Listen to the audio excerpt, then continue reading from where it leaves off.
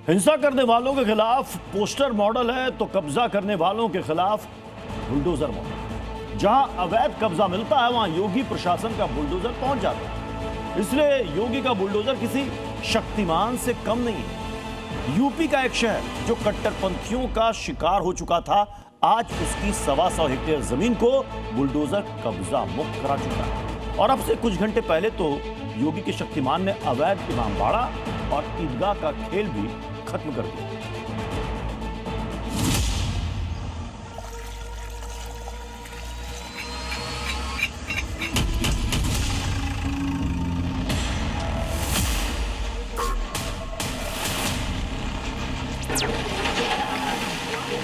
इमामबाड़ा यहाँ मिट्टी में मिला दिया गया। कब्जा करने के लिए 1 इंच जमीन नहीं देने वाले हैं। उत्तर प्रदेश के अंदर जिस भी सरकारी भूमि पर किसी भूमाफिया ने कब्जा किया है उसको तत्काल छोड़ दें।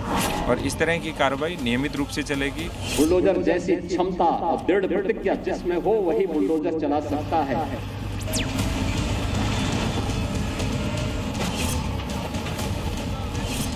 योगी का शक्तिमान न थकता है न रुकता है, बस एक आदेश आते ही अपने काम पर लौट जाता है।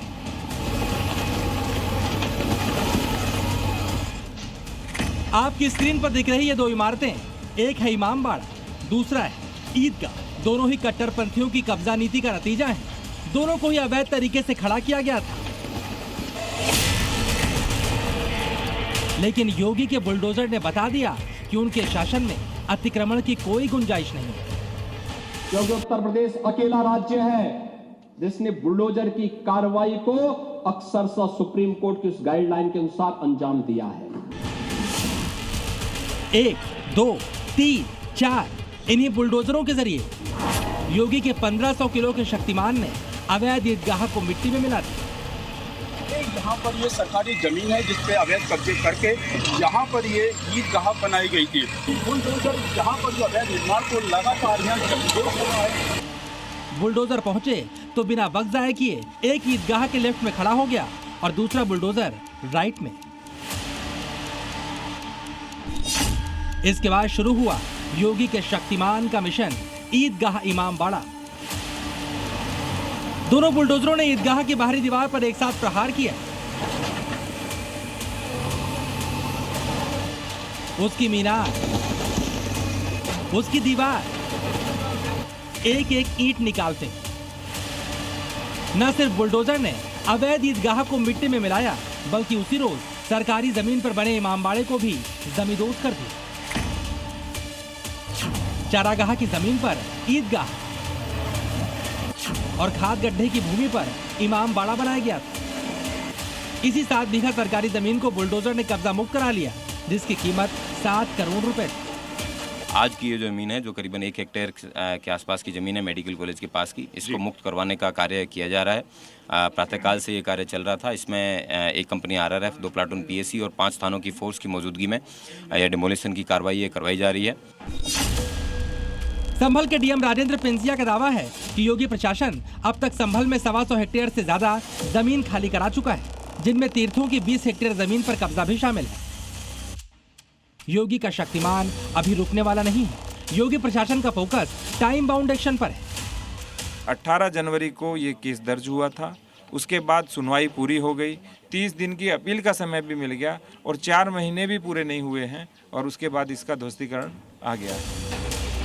तभी तो देखिए, कुछ ही घंटे की कार्रवाई में इमामबाड़े की न बाहरी दीवार बची, न आगे तक बढ़ाया हुआ छज्जा और न ही छत। ये पीला पंजा धीरे धीरे ये जो आगे का छज्जा है इसको गिराने की कोशिश कर रहा है। ये देखिए, बस कुछ ही क्षण की बात है और ये पूरा स्ट्रक्चर जमीन में मिल जाएगा। इधर बुलडोजर चल रहा था, उधर कब्जाधारी गैंग का जी जल रहा था। जब जी मीडिया की टीम ने इलाके के मुसलमानों से इस एक्शन पर उनका रिएक्शन जानना चाहा, तो सुनिए उन्होंने क्या कहा। पर ये गांव अच्छा नहीं कराएंगे। अच्छा, तो गांव वालों ने वो बताया, ये गांव वालों ने गद्दारी करी है कि हमारे पुरखों का ही बना हुआ, हमें तो तो सरकारी जमीन पे पुरखे बना लेंगे। तो हमें क्या मालूम कि कैसा बना हुआ कैसा नहीं, ये तो बड़े बूढ़ों को पता होना चाहिए ना। कुछ जगह खाली पड़ी है तो इस उस पे मतलब कि इमामबाड़ा बड़े बूढ़ों ने हमारे घेर के और वो अपने बना लिया। की पुलिस और प्रशासन ने सरकार की 7 बीघा जमीन को कब्जा मुक्त करा लिया। साथ ही ये संदेश भी दिया कि अवैध अतिक्रमण के खिलाफ उनका शक्तिमान शांत नहीं बैठेगा। तभी तो सीएम योगी ने बंगाल की धरती से भी गुंडे माफिया का एक ही इलाज बताया, यूपी का बुलडोजर। यूपी से बुलडोजर मंगा लो, इन गुंडों का उपचार का वही एकमात्र साधन बचा है। संभल से अनुराग मिश्रा के साथ ब्यूरो रिपोर्ट, जी मीडिया।